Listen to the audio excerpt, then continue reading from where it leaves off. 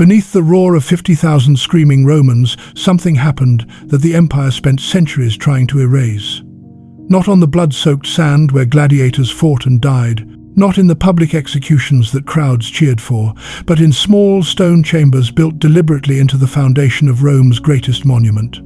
Rooms designed with iron restraints, drainage channels carved into floors, doors that locked only from the outside. Have you ever wondered what happened to prisoners after the crowds went home? Have you seen the celebrations of Roman glory in films and textbooks and asked yourself, what aren't they showing us?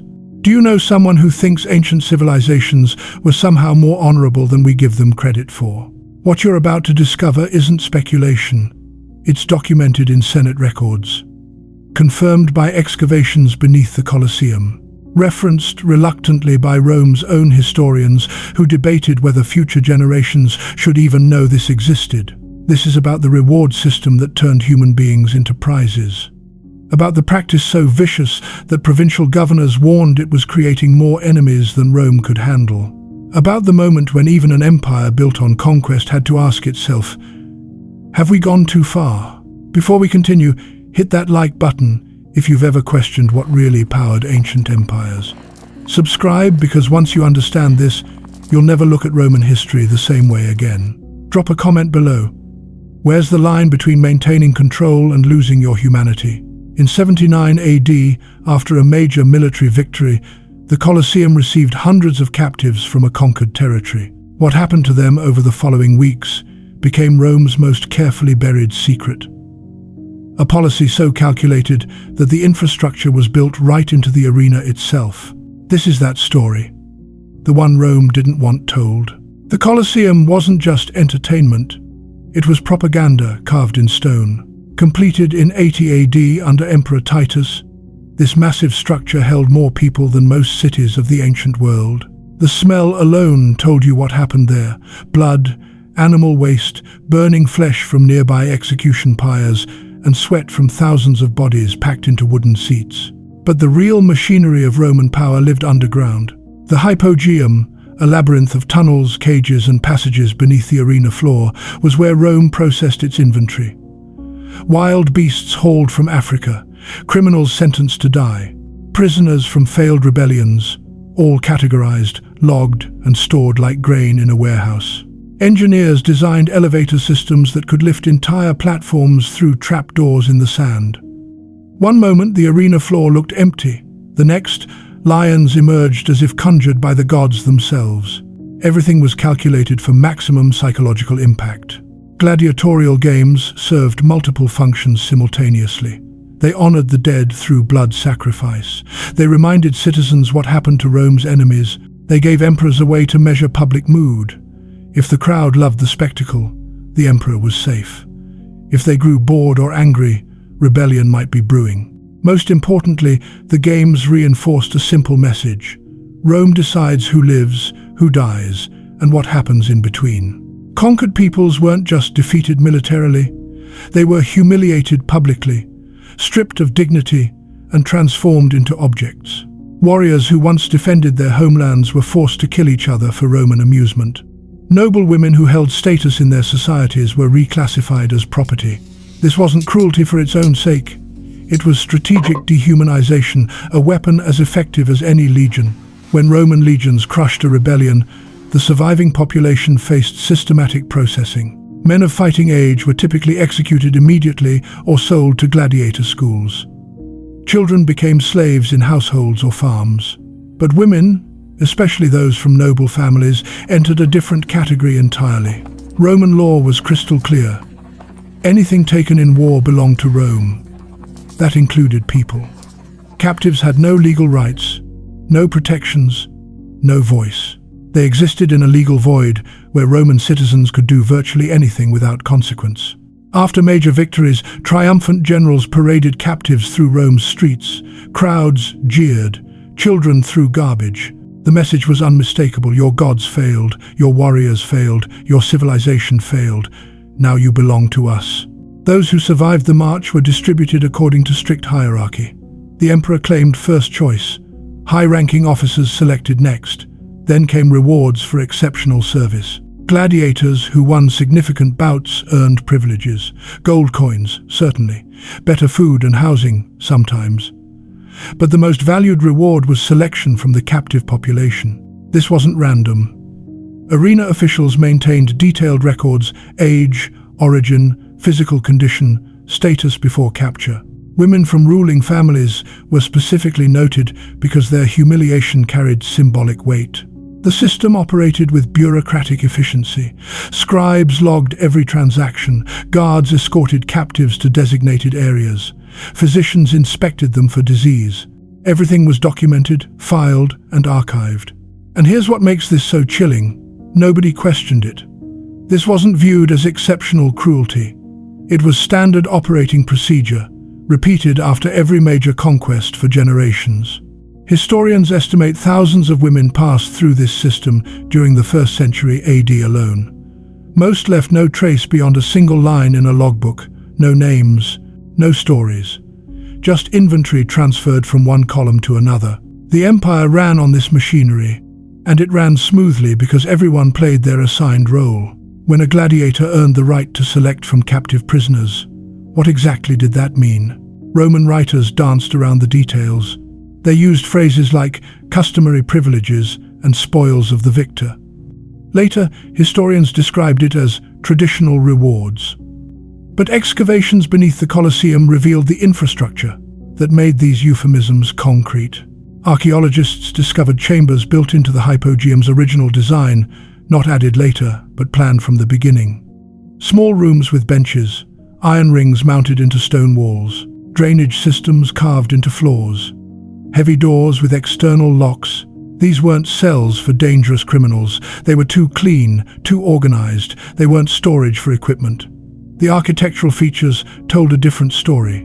Bronze identification tags recovered from the site confirmed their purpose.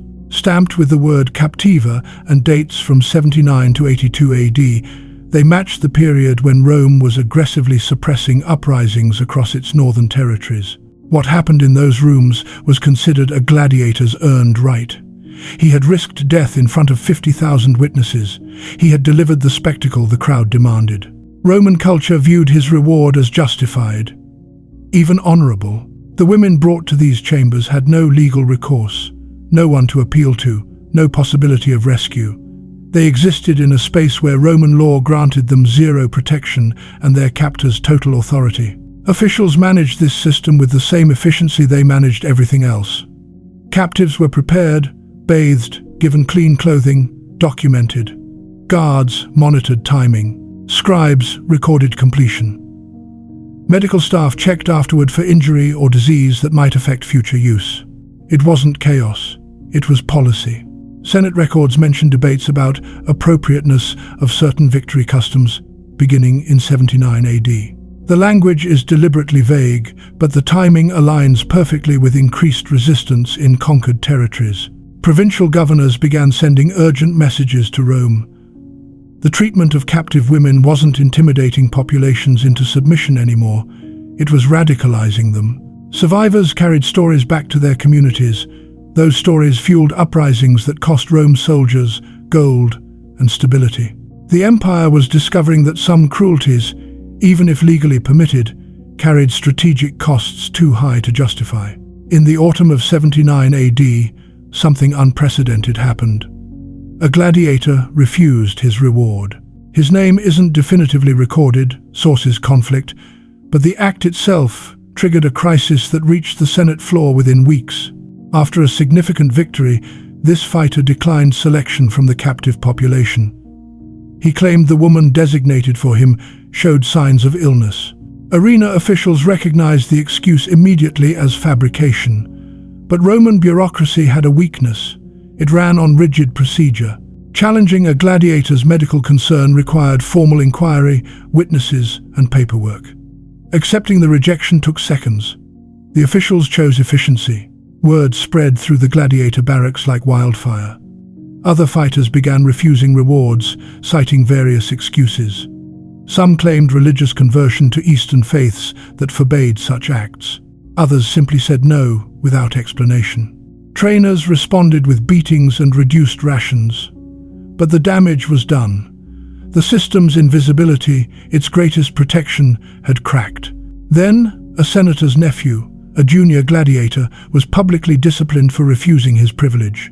The senator brought a formal complaint, not because he opposed the practice, but because his family's honor had been insulted by the punishment. This forced Rome's elite to debate publicly what they'd always handled privately. The conservative faction invoked tradition. The reformist bloc, influenced by Stoic philosophy, argued pragmatism. Creating martyrs was bad strategy. But the deciding factor wasn't morality, it was math. 3 provincial governors presented evidence. Territories where captive women had been distributed as rewards now experienced revolt rates triple the imperial average. Survivors were spreading testimonies that turned entire villages against Rome. The empire wasn't being weakened by kindness, it was being weakened by cruelty so extreme it unified opposition. On the 1st of October, 79 AD, the Senate passed the Lex Captiva, the law of captive women. Its terms were limited but unprecedented. Female prisoners could no longer be distributed as public rewards in arena settings. Rome had blinked. In 2018, archaeologists excavating the eastern section of the Colosseum's hypogeum uncovered evidence that confirmed what ancient texts only hinted at. The chambers matched descriptions from fragmentary historical accounts. Carbon dating placed their construction in the original 80 AD building phase, meaning they were intentionally designed, not improvised later. Cassius Dio, writing in the early 3rd century AD, referenced allocation practices in oblique language. Seneca's letters alluded to customs he found disturbing but never detailed explicitly. Tacitus, normally graphic in his descriptions of Roman brutality, remained conspicuously silent on this specific topic, a silence many scholars interpret as deliberate avoidance. The physical evidence, restraints, drainage systems, bronze tags, corroborates the textual fragments. Together, they paint a picture of systematic exploitation embedded into Roman victory culture. Modern historians debate frequency. Some argue these practices were reserved for major triumphs only. Others point to the specialized infrastructure and abundant documentary evidence suggesting routine occurrence. What's undeniable is that Rome built the capacity for this into its most celebrated monument. The chambers weren't hidden afterthoughts. They were part of the blueprint, as intentional as the emperor's viewing box or the underground animal cages. The Colosseum stands today as a testament to Roman engineering genius. But beneath the tourist paths lie reminders of what that civilization was willing to do to maintain dominance.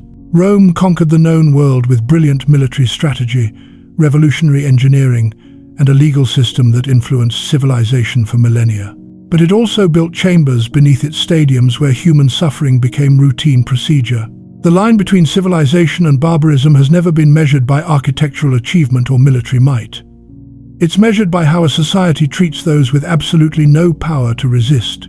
If this story challenged what you thought you knew about ancient Rome, smash that subscribe button. Comment below. What shocked you most? The practice itself, or how efficiently Rome systematized it? Share this video because uncomfortable history matters more than comfortable myths. The greatest monuments often cast the darkest shadows.